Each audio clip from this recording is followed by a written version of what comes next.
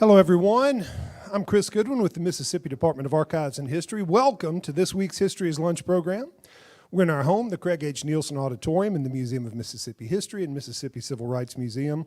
And we're streaming live on both Facebook and YouTube, where these videos are available to watch anytime after. If you've not already done so, please silence your phone. On Thursday, July 11th at 5 p.m., we'll have History Happy Hour commemorating Freedom Summer with free admission to the museums, complimentary appetizers from the Nissan Cafe by Nick Wallace, cash bar, and live music. Guests can also join interactive flash tours through the museums to learn about the impact of Freedom Summer on the Mississippi Civil Rights Movement. So come back for that. And then mark your calendars for Saturday, July 13th, and bring your photographs and learn how to preserve them during our Community Curation Day next door at the Winter Building. We'll give away archival materials that will help protect photos, and while the program is free, space is limited, you can reserve your spot on the MDAH website or by calling our main number.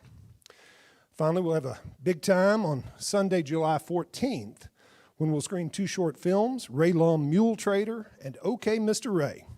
The original footage was shot by Bill Ferris, and he'll be with us, as will OK, Mr. Ray director Ashley Melzer, Ray Lum's grandniece Betsy Lipscomb, and Henry Harris, a descendant of mule trader Squire Harris, who's featured in the film. So come back for that on Sunday, July 14th. And then this is the 60th anniversary of Freedom Summer, and next week for History's Lunch, we'll be joined by Leslie Burl McLemore, who will present Freedom Summer, A Personal Odyssey.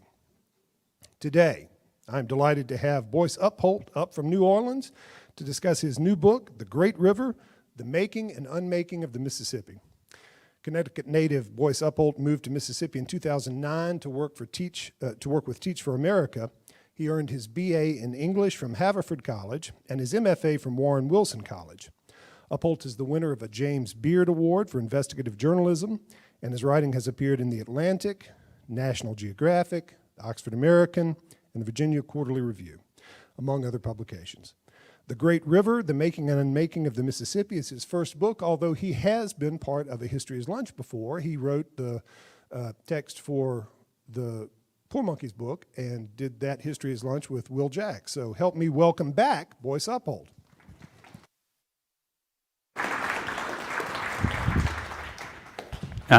Thank you so much, Chris. It's really an honor to be here. So I've been on the road for 10 days straight touring for this book. This is sort of my last stop before I get to go home, and couldn't ask for a better place or a bigger audience. This is wonderful. But these museums just tell the complex story of this state, which is a big part of this book so well. So really glad to be here. As Chris said, well, as you might have seen in the program, the official title of the talk is The Making and Unmaking of the Mississippi River, which is the subtitle of my book. And one thing I've been asked in interviews and at events is, what do I mean by making and unmaking? And so I want to start with that, but to kind of back into that question, I want to talk about how I came to write this book. As Chris mentioned, I grew up in Connecticut, right outside of Hartford, Connecticut. By sixth grade, I knew I wanted to be a writer, but if you had told me my first book was going to be about the Mississippi River, I think that would have been pretty surprising because it, didn't mean anything to us in Connecticut. And so what happened was, in part, just trying to figure out how to make it as a writer. I was like, let me just go places. And one of the places I wound up was here in Mississippi. So as Chris said, in 2009, took a job with Teach for America in the Mississippi Delta, which you see pictured here, and started working in schools, but also started exploring the history, the culture, the life, and really fell in love with the place and wound up sticking around in the Delta for 9 years and in the South probably for good. And in some ways, coming here to Mississippi did help me launch my career as a writer. I was so fascinated by an outsider and just really wanted to come to understand this place, and so started writing essays and stories for magazines, but didn't think much about the Mississippi River for the first 6 years that I lived here in this empire of farmland, essentially. And then in 2015, I was assigned a profile of a man named John Ruskey that some of you may know of or even know. He's sort of the canoe guide on the Mississippi River. And so the assignment was go figure out what's up with that, taking tourists out on this big industrial river. And so that was the first time I had seen the Mississippi River. This isn't from that trip, but it's from another trip soon afterwards. I went out for 3 days and 2 nights with John and was just absolutely floored by how beautiful the river was. but also floored by the fact that I had been living here in Mississippi, kind of in just a stone's throw, metaphorically, from the river, and didn't know how beautiful it was. Nobody had told me. My neighbors didn't seem to know that. And so it was the beginnings of this book. I just kind of got obsessed with both this space, this beautiful wilderness space on the river, and obsessed with the lack of knowledge of it, that no one knew it was there, and so set about just trying to figure out, what is it? How did it come to be? How has it changed? What is going on out there now? And that became this book. And so a couple things that I learned along the way. One is just that we here live in such an important place. So the Mississippi watershed is more than 1 million square miles, contains more than 100,000 named waterways, and all this water that is draining from New Mexico and Montana and New York is coming through our backyard, 40 miles west of us here in Jackson. And so in some ways I was lucky. I set about writing a book about the place where I was living, and the place where I was living was geologically essential to so much of the continent. The other thing I learned was that the lower Mississippi River, which is the river here in the south, begins at the bottom tip of Illinois, where the Ohio River comes in, is kind of an agent of chaos. It's big and it's crazy and it's wild. And just a little bit of geology, you can see here this dotted line. This is the outline of what's called the Mississippi embayment. And to keep it simple, basically it's just a trough at the center of the continent, right, where the land kind of slopes downwards towards the ocean. And indeed, for millions of years, this was ocean. We here in Jackson would have been sitting underwater. The Gulf of Mexico reached up past Memphis all the way essentially to Illinois. And rivers are just sort of the ways that water get off the continent. And so that's why we have such a big river here. Water from all over was just like looking for an exit. And when you had this big trough, it was a good place for water to drain through. So it's kind of a big drain pipe. But that water was carrying mud from, again, New Mexico and Montana and New York, and all that mud in the water, mud, dirt, sand, kind of filled in this embayment over time. And that's how we got the land where we are now. And then in the middle, you see this dotted area. That is what we often call the Mississippi Delta, the Arkansas Delta, the River Delta down in Louisiana, where I am now. That's particularly special land and particularly difficult land in some ways, right? So this is where the river continuously sort of like broke through the soils and eroded it clear and then brought new soils in place. So it's very swampy, it's very mucky, it's very soft. And so what you get is a landscape that allows for a lot of chaos, as I said, and dynamism and change. So, there we go. This is the same set of maps that appear on the cover of the book. These were made in the 1940s by a geologist named Harold Fisk for the U.S. Army Corps of Engineers, which is the agency that sort of oversees all the work on the river. And I love these images because I think they capture this chaoticness. They show, so these lines are showing where the river has run over the past few thousands of years, and it really captures somehow in this static document the fact that the river has been chaotic and wild and ever-changing. And I always like to compare this map to this second image, also from the U.S. Army Corps of Engineers, just a decade or two later. And what we have here is an image depicting what's called the Project Design Flood.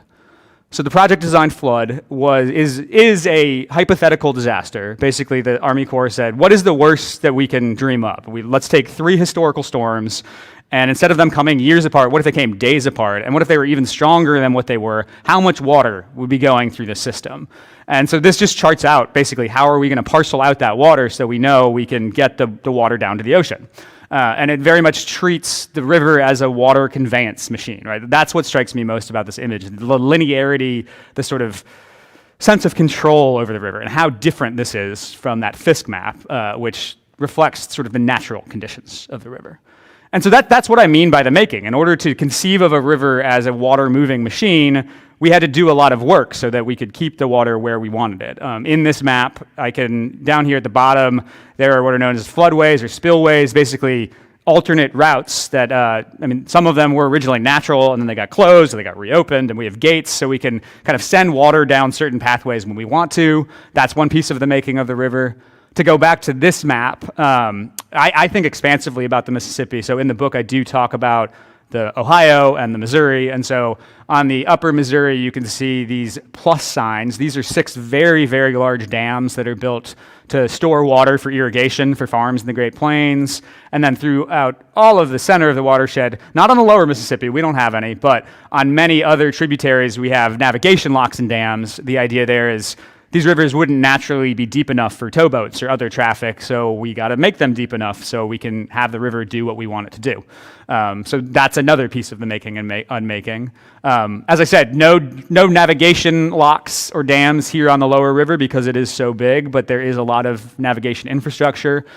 So this is the river as it comes closest here to Jackson. This is in Vicksburg. And I just wanted to point out these like slash lines through this island. These are called dikes or wing dams. The idea is to narrow the river so that by sort of squeezing it into a tighter channel, you get a deeper channel for the boats.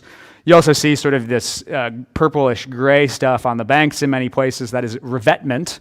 That's in place to prevent the river's natural process of erosion. And this is what the revetment looks like today. It's basically these concrete slabs that are laid out in huge sheets, basically thousands of miles in total along the lower Mississippi River, lined in concrete so that the river can't erode and wiggle around like it used to do. I won't talk much about this, but it is in the book, and I had to at least mention it briefly. This is old river control structure in Louisiana. So part of the chaos of the river is that down in the delta in Louisiana, there's always been lots of paths, and through the millennia, it would kind of switch paths from time to time. The river would run one way, and then after 1,000 years or so, it would have built so much land that another route might be better, and it would jump that direction. And back in the 1950s, scientists took a look at a river called the Atchafalaya, a distributary, one of these alternate routes, and like, oh gosh, it looks like that Atchafalaya is about to be the Mississippi River. That's not a good thing. So we built a bunch of gates and kind of froze the rivers in place and have to regulate the water through that stretch. But here in Mississippi, I think in terms of the making, the most prominent, obvious thing is the levee. And so this is a map from the book, so it's not in color, but these bold lines all up and down this river show the levee on the lower Mississippi River, which is really, I think, the most intense levee system in the world, the most intense flood control system in the world. It's centrally regulated by the federal government. Essentially, all of this 1,000-mile river, the banks are entirely lined in levees, except for in a few places like Vicksburg, where there's bluffs that don't make it necessary. But then even you see the levees are stretching up some of the tributary rivers, so the water can't sort of sneak around and go backwards. So it's 3,700 miles of levee in total. In one place, it goes 380 miles unbroken from the mouth of the Arkansas River down to the head of the Atchafalaya River in Louisiana.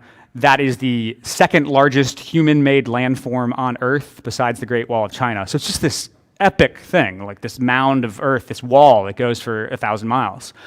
And so that's all the making. Those are the many different components that we've done to make the river into something new. And to talk about the scale of this levee and what it's done, I want to bring this map back up briefly.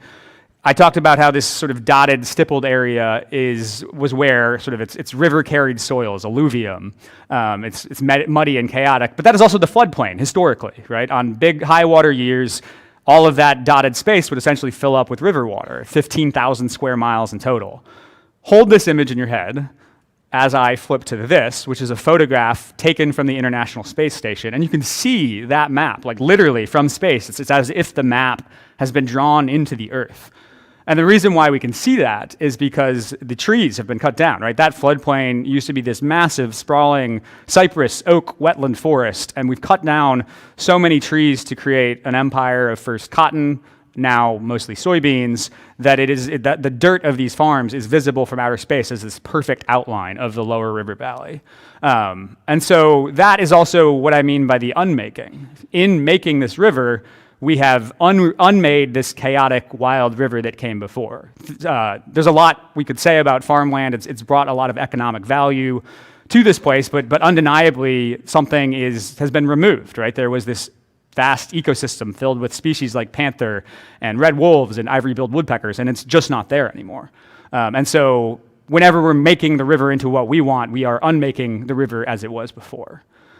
One thing I do want to note in this image, though, is you can see sort of these lines of green through the middle of that big brown space, and that is the rivers. It's the White River. I think we can see the Arkansas there, and we can see the Mississippi itself, because when we built all these levees, we could only go so close, right? It's such a big, powerful river that if you put it right on the banks, you were just going to invite trouble, and so we've left something behind, and that is what I found on that first trip. And so one of the big ideas that I wanted to embed in this book is that in the making and unmaking of the Mississippi River, it's not that it's been either made or unmade. It's not natural or wild.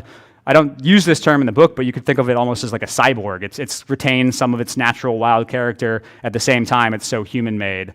And I think people don't know that. And that's one of the big ideas here is so few people know that we have this beautiful river in our backyard. So I kind of propose an alternate title or a parallel title for the talk that we'll do for the next 20 minutes or so.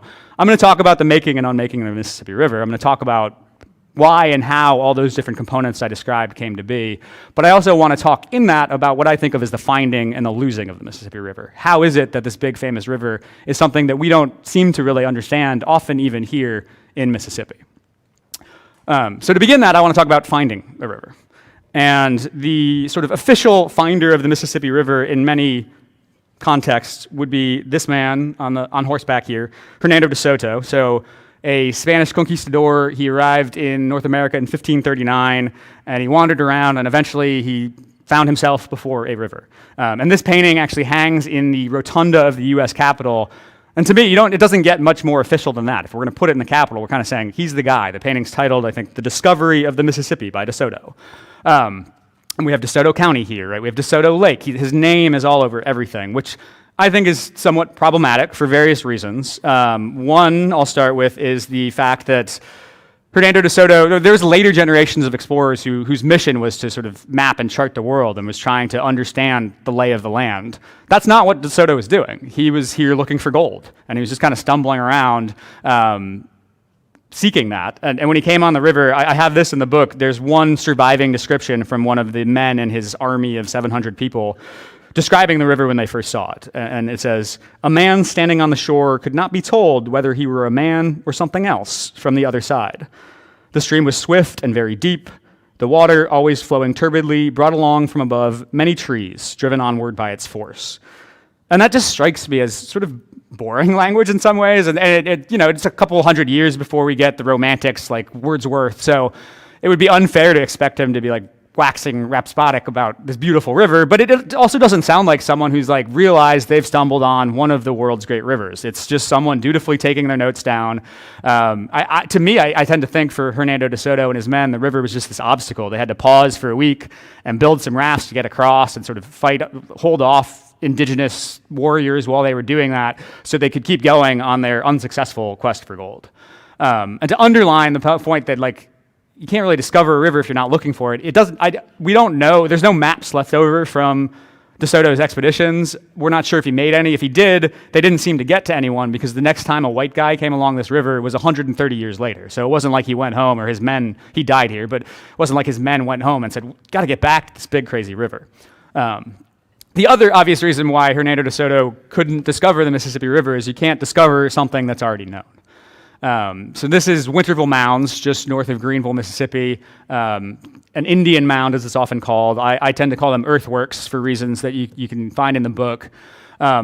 They are a major part of the book. I'm only going to talk for a moment about them today. The thing I want to underline here is, one, that this wild, chaotic river that is on the cover of this book is basically 11,500 years old.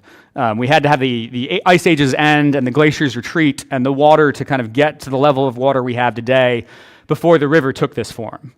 And there's evidence of human habitation here along the lower river back 12,000 years. So for as long as the Mississippi River has been the Mississippi River that we know here in the South, people have been living alongside it.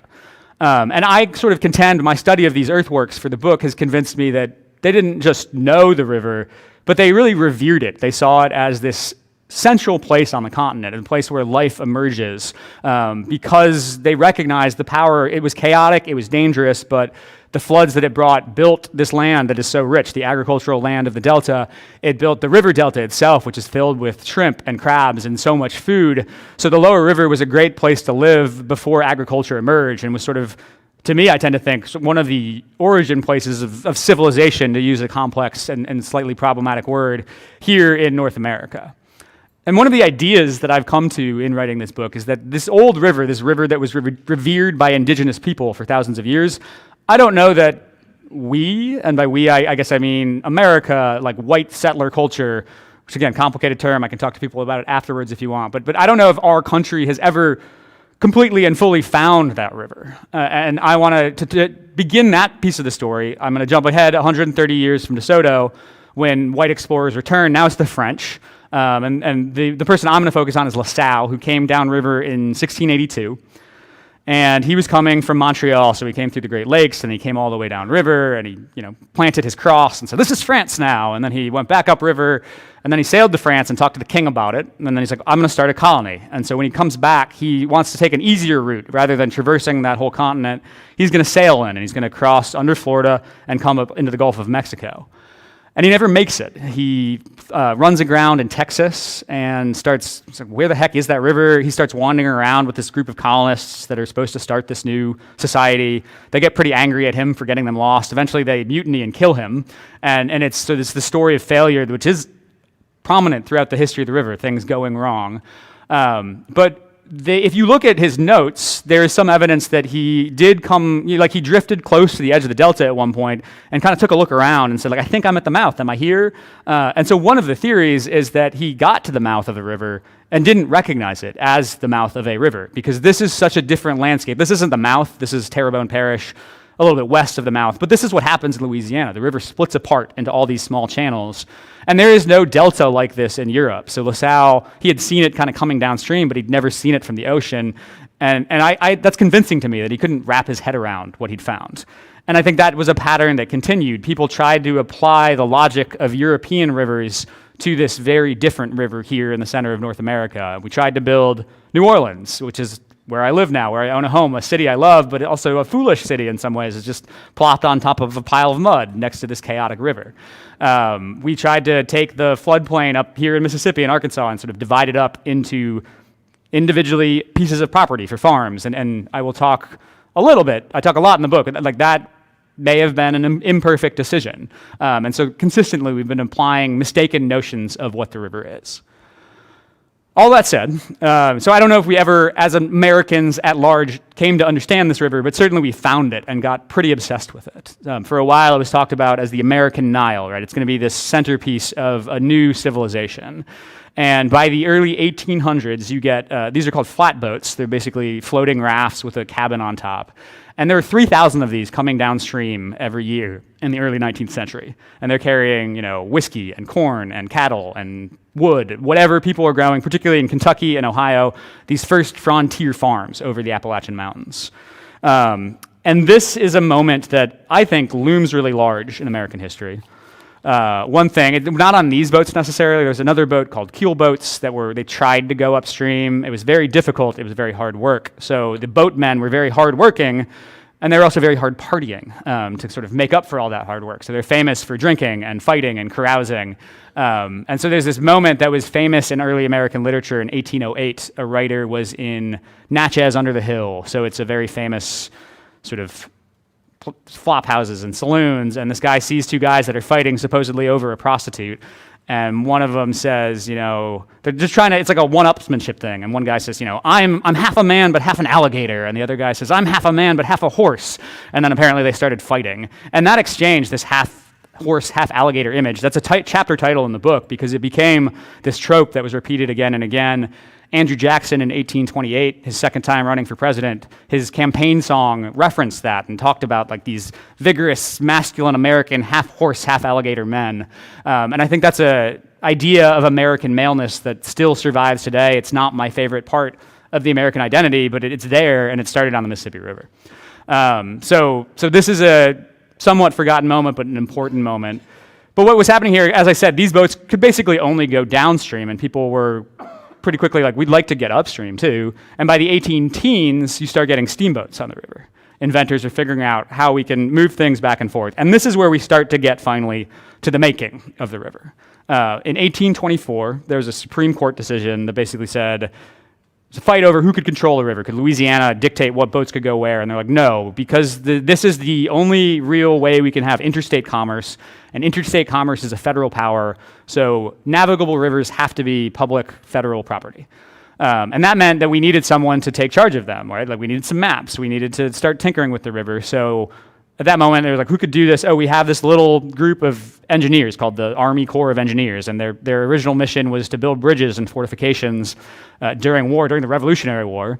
But Thomas Jefferson was like, well, we should probably have them on hand and keep them trained in case war comes again. And so they're kind of sitting around. There's It's a very small group, but they're assigned this task of, we'll give you $75,000, go make some maps of the Ohio and the Mississippi, and start making what were called improvements. And so the first wing dam appeared on the Ohio River.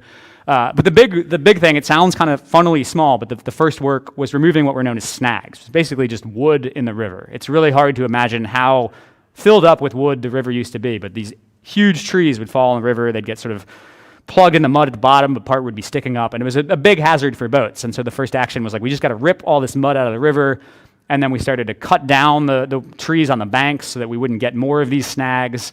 And it's hard to overstate the impact of this. One, ecologically, right? If you're tearing down the riverside forests, that's going to really change the hydrogeology, and the river started to shimmy even more for a minute there. But again, culturally, I think this is a really important moment. These steamboats gave us this highway through the center of so much farmland. I don't think our country would be the economic power it is today had we not had navigation like this on the Mississippi River. But paradoxically, I think that sort of the rise of the steamboat very quickly turned into the moment of losing the river. And so to tell this part of the story, I'm going to come forward to 1846 and a man named John Banvard. So he's an artist, he's an entrepreneurial fellow, and he hits on this idea. He's sort of a riverman, and he thinks the river's really beautiful, and he's like, I'm going to spend a couple years sketching the scenery all up and down the river, and then I'm going to go home, and I'm going to make a really big painting. It's a Mississippi River panorama, he called it. He said it was 3 miles long, which was definitely not true. Probably, 1,000 feet. I forget the numbers there in the book, but it was very long, and it was basically a scroll. And he would have these two different scrolls. Part of it would be rolled up here, part of it would be rolled up here, and he could display the middle of it and could kind of unfurl it from one spool to the other. And so the scenery would drift past, and it's almost as if you were on the steamboat watching it go past. And so Banvard would kind of tell tales of the river in the theater while this is unspooling, and his wife was playing songs on the piano. And it became this huge hit. It debuted in Louisville, Kentucky in 1846. Then it went to Boston and New York. It went all the way to London. This image here is not Banvard's painting. Banvard's painting is lost to history, but there were it did so well that other people were like, well, we should do that too. So this is the one surviving Mississippi River panorama. It's at the St. Louis Museum of Art, and they're changing what piece they show, but they always show a piece, and I recommend going to see it. It's super cool. But what sticks out to me about this moment with this panorama is when it got to Boston, a guy named Henry Wadsworth Longfellow, famous writer of the day, he had already written a poem about Hiawatha in the North Mississippi country, and so he's like, I want to write a book about the southern Mississippi down in Louisiana. It's this poem called Evangeline, and it's this epic of the Cajun swamps. And then he opens his newspaper and he's like, oh, the panorama has come to Boston. And so he wrote in his journal, the river comes to me instead of my going to the river. And I just found that very rich so he wrote this book that became a big hit, and it's all about Louisiana, and there's stuff in Louisiana about the Evangeline Oak and this and that. He never went there. He didn't need to because he could go see this Mississippi River show. And so to me, it's this moment when the river is becoming an abstraction. For so long, all these Americans were coming in these flatboats, and now it's become so big and so famous that the river is traveling to others and becoming more of an idea than a real thing to people. Yes.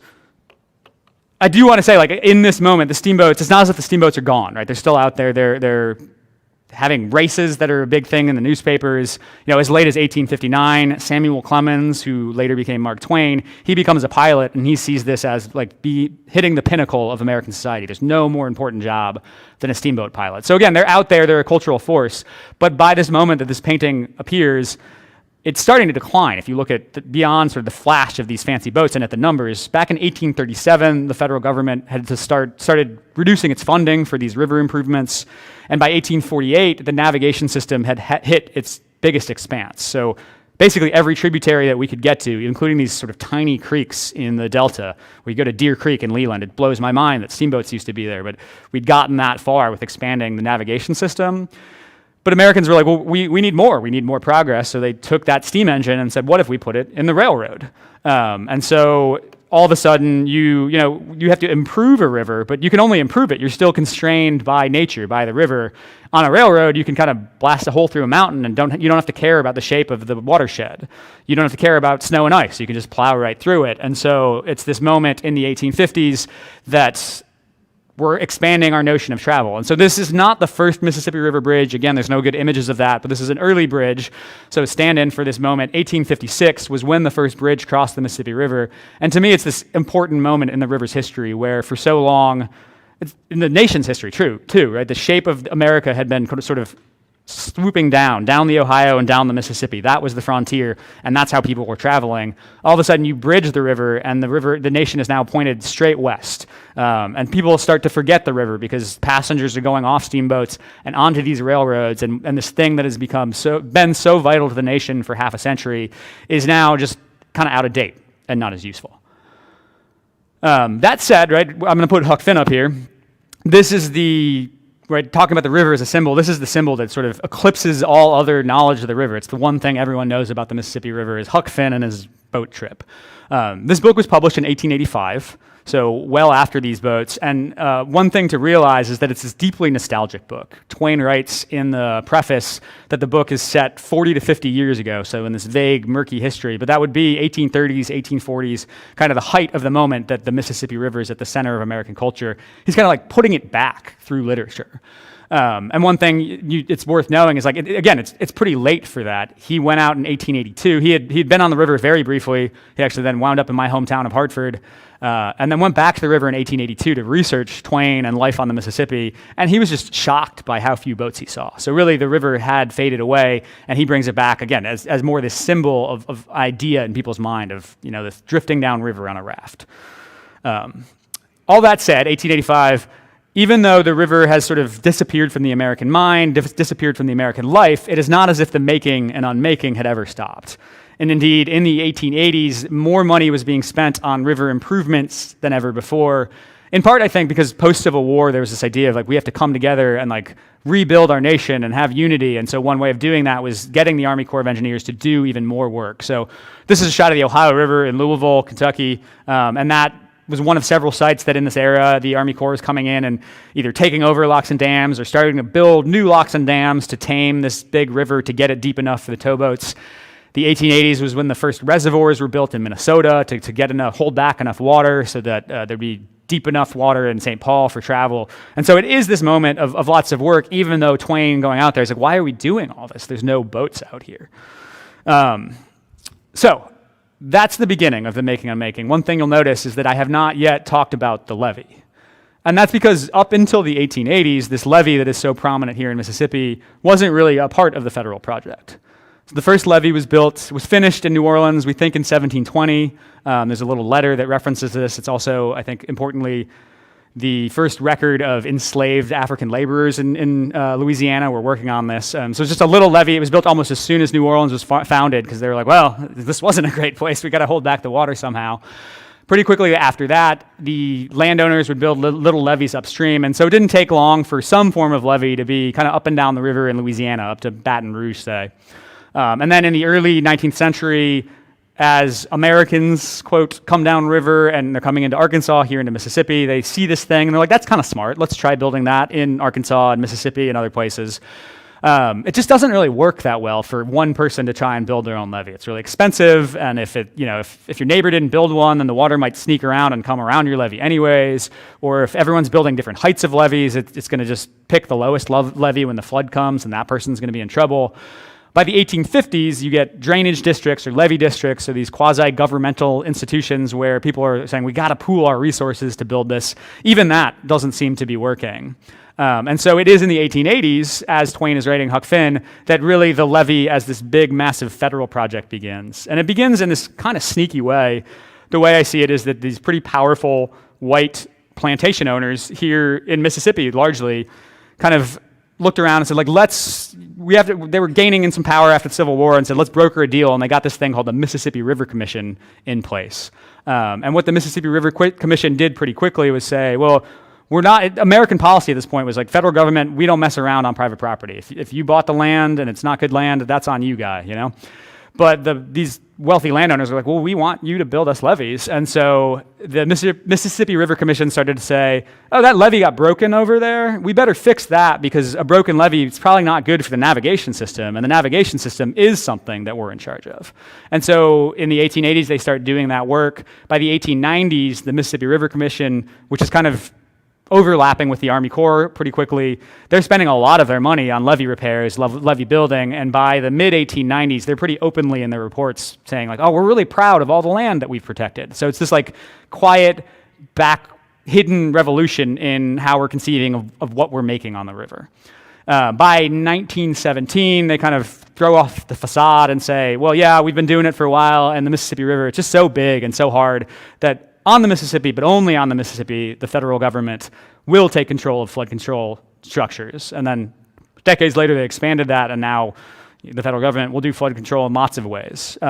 But that was the beginning of it here, and that's how the levee started to come up. And so that really happened from the 1880s. First wave of it was until 1927, very famous flood that I'm sure you all know about. Often the 27 flood is shown as this sort of pivot point where we realized the levees alone weren't going to work, and so these floodways down in the south that you can see on this map emerged after the 1927 flood, and so sort of a new way of thinking. But to me, when I look at all this history, the 1927 flood feels like a doubling down on this notion of like, we're going to make the river that we want. And so one of the other things that is less well known after the 27 flood is, it's hard to see in these images, but these are the 14 man-made cutoffs that exist between Memphis and basically the top of Louisiana. These big famous looping bends, basically the Army Corps decided they're going to cut right through them to straighten out the river with the idea that a straighter river is a faster river is less likely, it's going to speed its flood to the seas, was actually a phrase of an engineering report. And so that was a new project to make this even more made river. And it had all these ripple effects. If you mess around with that mud down there in the bottom of the river, it's going to do surprising things. And so pretty quickly, the mud is piling up places that wasn't expected, so the Army Corps starts bringing in more dredge boats. And this is the era where we start getting this concrete revetment, where it's like, oh, it's trying to go back to its crazy bends, so we got to lay down concrete to protect it. And so again, it's just this intensification of this making. Let me see. Yeah. And so at this point, I feel like this is when we have fundamentally lost the river. And I sort of see three things to summarize in all that talk. So one of the origin points was the end of the steamboat era, when they used to be a huge passenger thing, but passengers got off the steamboats, started going on railroads. And so it's just not a river that people are on anymore that much. And then the second thing was the rise of the levee. And so literally the levee becomes this wall behind which you can't see this river. And up in the Delta where I used to live in the 1880s, as the levee comes up, society literally kind of pulls away from the river. The important towns always used to be on the riverbanks because that was the only way in and out. But then you get Clarksdale, you get Cleveland, these towns that are served by the railroad far back from the river, they become much more viable. And so, I was just in Cleveland last night, and people in the audience were saying, well, yeah, we're taught not to think about the river. We never think about it. It's sort of a way off in the distance. And then the third thing is actually, in Twain's day, the navigation industry wasn't doing much, but by the early 20th century, it did start to take off again. It finally, we did all this work and it finally paid off. And so it became kind of dangerous for any aspiring Huck Finn to be out there. You're going to have to contend with these very large boats. And so those three things together just make the river this space that we don't often see, we don't often think about. And that culminates in what I think is a deep misunderstanding of the river. So this is an image of the Wall Street Journal review of my book. And far be it from me to complain about being reviewed in the Wall Street Journal. I was so honored.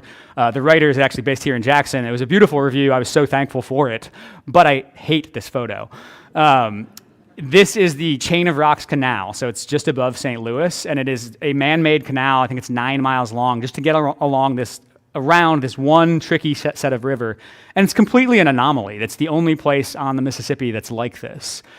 But it's the anomaly that is sort of the image that everyone has of the river. Before I went out, I also thought it was just a big old ditch. And so Jared Helfrich, I hope I'm pronouncing it right, he clearly read the book and understood it. I don't think the art director did, and they just picked this thing that sort of fits the stereotype. And that's the result we get, is that we just keep repeating this image. We've lost the idea of what the Mississippi River really is.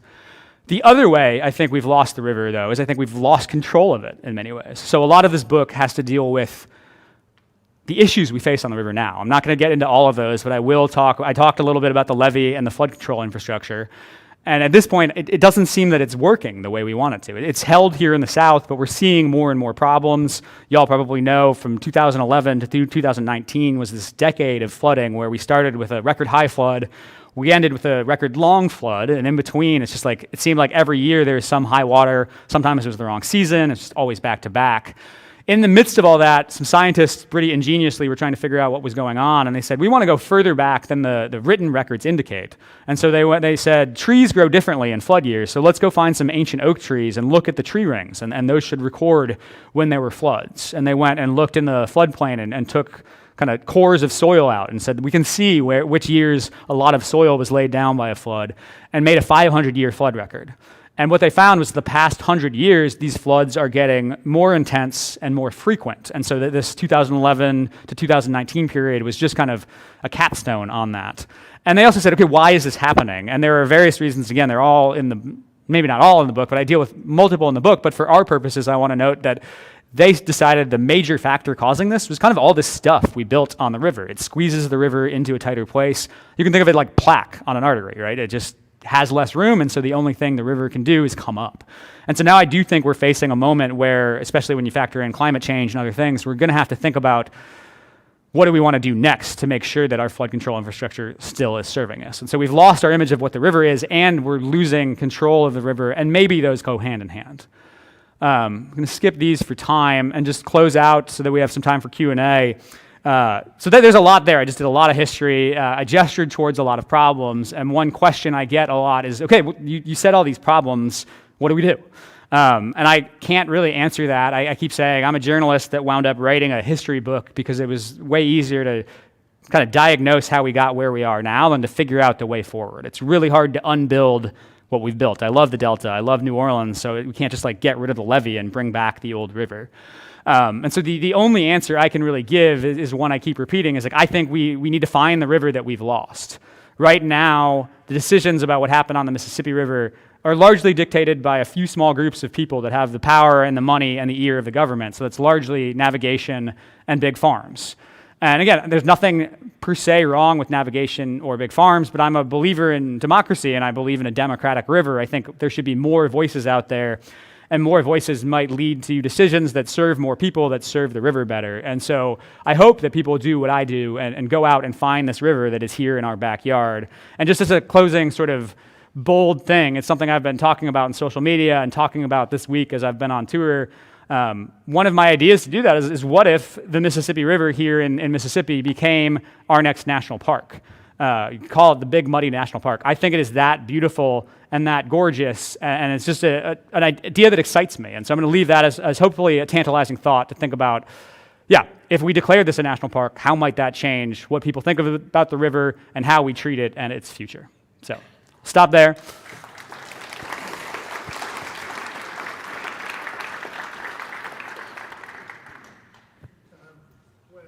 Anybody has a question, you can raise your hand and we'll come to you. First off, I really enjoyed your presentation, and I was curious as when I came here, what could you mean by the unmaking of the river? A question is, let's say if Hernando de Soto, when he discovered the river, it was left alone. I mean, it just was allowed to do what the river would have done over the last 500 years. What would our landscape throughout Middle America look like, do you think? It's a good question, a tantalizing question. I mean, yeah, I wish I had an image to show you of what it used to look like, but I think it would be what it was, right? We'd have this vast cypress oak forest all throughout these floodplains. We would have more land down in Louisiana, right? So land loss has become a famous problem where I live. It's multiple causes, but one of those is the levees holding sediments in place. And so, yeah, it would just be a much more biologically rich place across the continent. And I think we can get some of that back. It's the answer that I didn't give here, but you know, in the Delta, we have so much farmland. In some places, we might have too much, and so at least we can put back little pieces of that. Hey, I'm actually from Louisiana. I'm from Lafourche Parish. Nice. Yeah. You may not have been in Louisiana. Were you in Louisiana for Hurricane Katrina? I was not, no. Oh, okay. Well, maybe you came across. Okay, this is kind of like a two-parter, I think. Cool. You might have come across this. So after Katrina, a lot of the like officials and like scientists or just people a part of like local government, they went to the Netherlands to see how they manage water, to see if they could, I guess, take some of that, you know, knowledge that they had, because, you know, the Dutch are very famous for, you know, managing water fairly well. And I just wondered if you came across any other places in the world that have managed large bodies of water well, and if you found anything that like the Mississippi River could take. Yeah, that's a great question. I feel like no, I don't know. There are like the Amazon. I haven't studied world rivers that well. Someone was asking me last night, what's the closest parallel? It's probably the Yangtze, but I don't really know what they do on the Yangtze, right? The Amazon is a little bit wilder, and those are, I don't know about the Congo. Those are the few rivers that are as big. I think the stuff in the Netherlands is really interesting. It's an ongoing relationship that the Army Corps has with engineers there. And there's this room for the Rhine idea where the notion is that in the Netherlands they've already figured out, oh, we need to give the river more room. I think recently I kind of sometimes delve into semi-academic sort of landscape architecture stuff, and there's been some criticism of that, and some people saying, the Netherlands doesn't even have it figured out themselves. They still also have this sort of 1927 flood. We try and control it. They've given it some room, but it's hard in modern society to give a river as big as this room, and the Mississippi is so much bigger than the Rhine.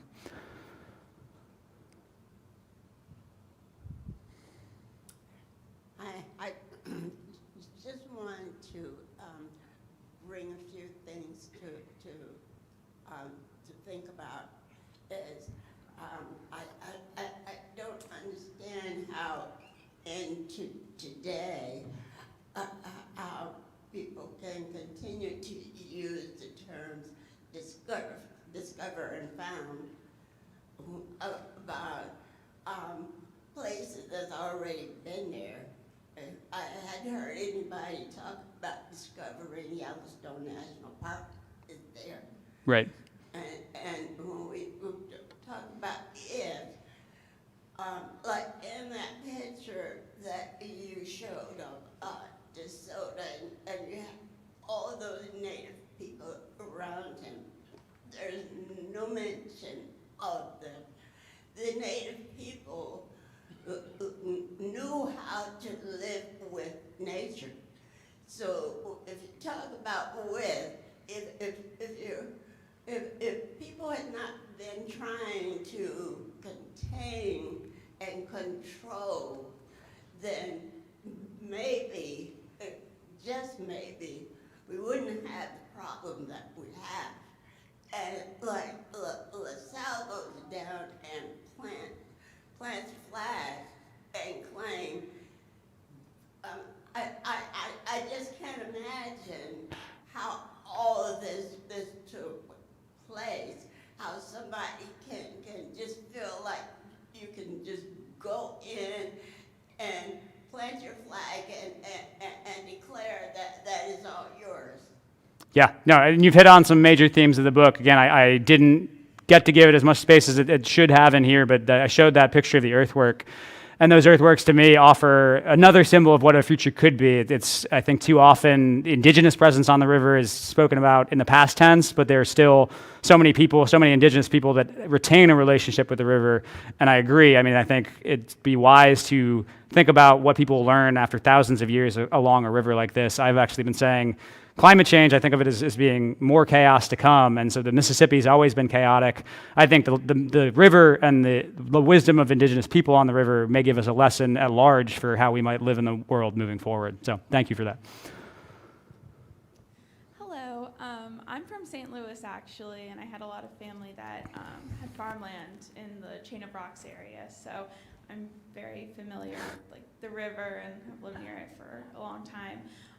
So I had two questions actually. My first was, could you talk a little bit about the research process of your book and if you traveled up and down the river or how you sort of came to these conclusions about like the making and any archival like sources and areas that you were really looking into? And then my second question goes with that and sort of your conclusion as well. Were there any areas in particular that you saw were still the closest or most similar to like the old, like the first version of the river that people encountered? Yeah. So the first question, the research process, it was an epic process. So I told you the first trip was in 2015. when I saw the river and kind of immediately went back and started doing more stories. By 2017, I knew I was going to write some kind of book, but I didn't know what it would be. And in 2017, I actually canoed from St. Louis to the Gulf of Mexico. And I think it was useful and interesting that that was part of my research process. It just gave me a certain perspective on the river to be camping and living alongside it for 6 weeks. Sold the book in 2020 amid COVID, which forced me to sort of spend a lot of time in the libraries. Didn't go to a lot of archives, in part because the book pulls on so many disciplines that I found just for the sake of time, I had to not go to primary sources and find the best secondary sources, but I kind of like read the best archaeology and the best history and in all these different disciplines and try and consolidate those together. And then the last section of the book is traveling the watershed to look at the results of all this history. And I picked out essentially 7 places where I thought that there were crises that we face now because there are these different opinions of what the river should be, and went to those places and talked to people on the ground from all points of view to try and understand what are these competing visions of the river. So it was, I keep joking that I was surprised at first that there wasn't a book like this already, and then I was like, oh, it could only be a first book because it was such a project that I could only have launched it not understanding how big of an undertaking it would be.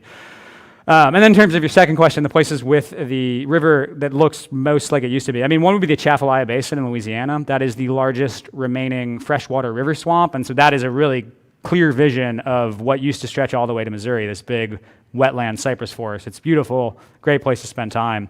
But I actually, again, I showed the image at the end. This is not Mississippi, technically, it's across the river in Arkansas, but this stretch here from basically Memphis to Vicksburg is like the trees are different. It's all willow trees now instead of cypress and oak. But I finally came on a comparison last week. I was on the river for 3 days last week and then talking to someone. He's like, I got a friend that goes to the Alaskan bush and then comes down here. And there's something Alaskan about it. It's like so big. It's the kind of space you could only imagine being in a place like Alaska. Big, wide river where you can't see anything human. And so it is very different because the floodplain's not nearly as wide. And so the Atchafalaya is the best answer. But I want Mississippians to know that here in this state, we have a river that at least feels, if not entirely looks like what it once was like. We have a question from the live stream. Did your study of earthworks lead you to any conclusions about how large the populations were who engineered the earthworks? I mostly accepted the conclusions of the people who were more expert. I'll encourage people to look towards the books for the numbers. I think it was 20,000 at Cahokia, which was the largest of earthworks so far, at least. Which was, I can say without getting the numbers, Cahokia at its height in the basically 1,000 years ago, 800 years ago, this is a site across the river from St. Louis. It was larger than London was at the time, and I think that's an important thing to underline. We don't think of indigenous North America as being a place where there was urban centers, but this was 20,000 people back then. That was a city, right? So we had cities here in America well before any white people or European people arrived. How does the river basin model fit into your book?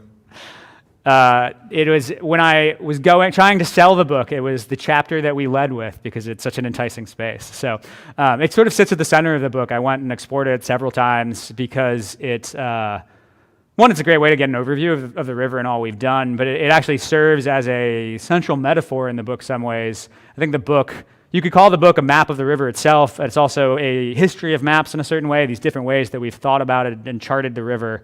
And I see that Mississippi River Basin model as a culmination where it's this effort, like a little bit of hubris, like, oh, we know this river so well that we can cut it into the earth itself and make it out of concrete.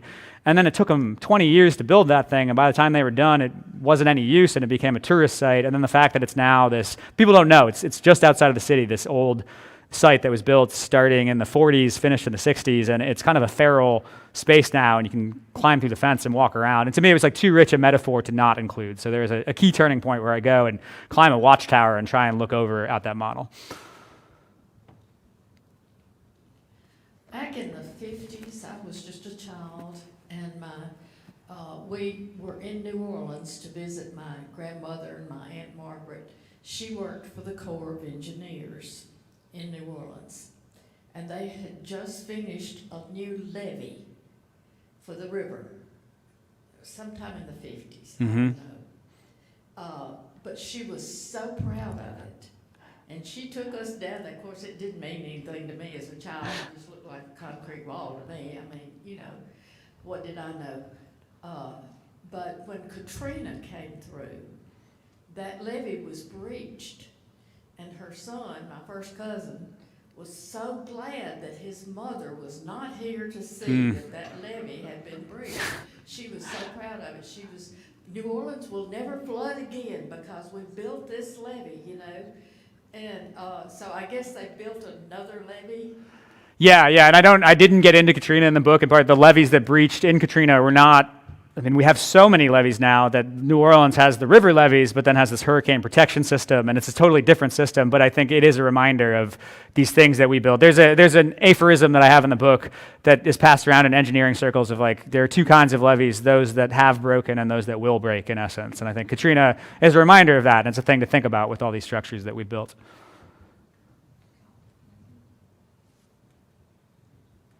I was just going to ask about the geography, make sure I understand. When you say the Chapalayan, the word there, are you talking about the area west of Baton Rouge? Where is that? Yeah, let me pull it up on here. Go all the way back. It is sort of southwest of Baton Rouge. If you drive out of Baton Rouge, yeah, direct west. If you drive out, you'll cross that bridge. Too many images. So the Chapalaya is, you can see the basin here, yeah. So it's the main river kind of goes this way, and then the Chapalaya Basin's down here. And this whole area is just one giant cypress forest. So.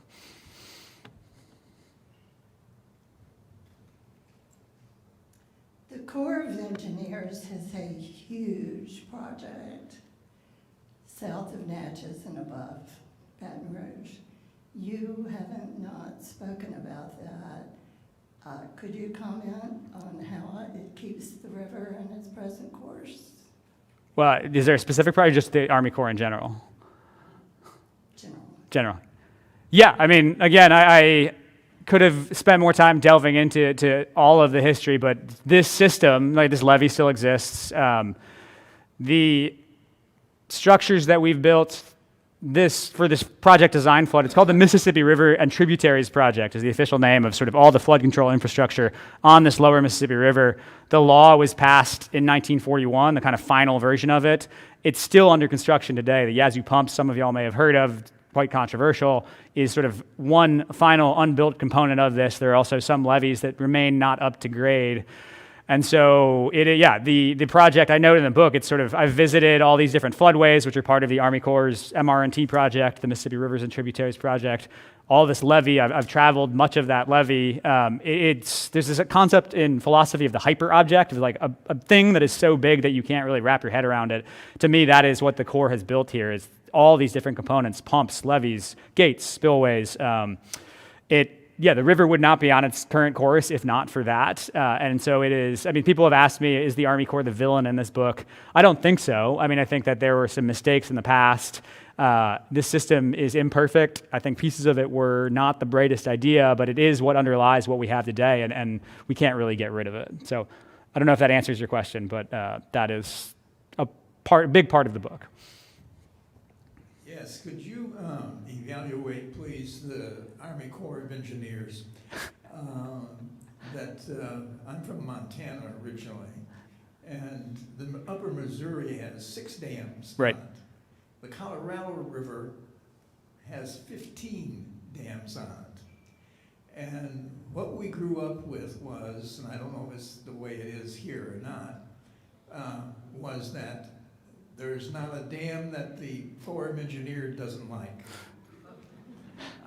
What has been the role of the Corps of Engineers in the development of the Mississippi and the destruction of the Mississippi? Yeah, I think sometimes the Corps, I mean, like I said, the Corps plays a huge role in this book, in this narrative. Sorry, I keep losing this mic.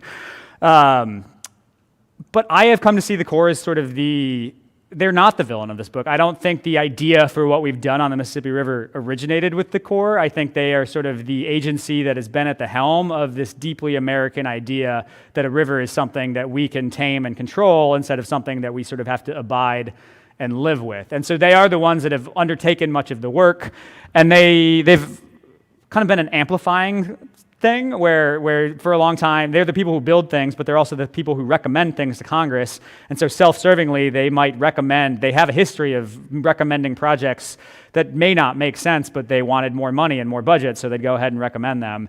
And so there is definitely some not great history, but I am not, even as sort of a paddler, as a lover of nature, there's been a long history of people saying like, oh, the Corps is evil. Again, to me, they just are the agency that has been set in charge of this process that started hundreds of years ago when the first Europeans showed up and were like, we got to tame this thing so that we can have the kind of society that we want. And I think that we're at time, right? So Yeah, although I've been reading the book, it's really good. If pressed for one criticism, it would be that you give one line to the fella in the 19th century who floats down the river Yeah. in a rubber suit. Could you say a little bit about yes, that? yes. I mean, this is one of my favorite bits of history, not just him, but it was useful context for Huck Finn. Back when Twain wrote Huck Finn, there was like this era of Mississippi River travelogues where all these adventurers were going downriver and publishing books about it. And one of them was this guy who had this rubber suit that had all these like flotation pieces in it, and he like laid on his back and just was a self-propelled kayak essentially. And he'd done this all over the world. I don't remember the other waterways. It was sort of this sensation of the era. So yeah, you can Google that and find some not photos, but drawings. They're quite interesting. So. Tantalizing. We have copies of the book for sale. If anybody didn't get a chance to ask a question, I'm sure Boyce will be glad to talk to you over here. Don't forget about all the events that we have coming up. These museums are open tomorrow and Friday, so don't think that we're closing for the 4th. If you've got time to come by, we want to see you. Come back next week when Leslie McLemore will be our speaker. One last time, help me thank Boyce Upholt for this fantastic program. Thanks, y'all.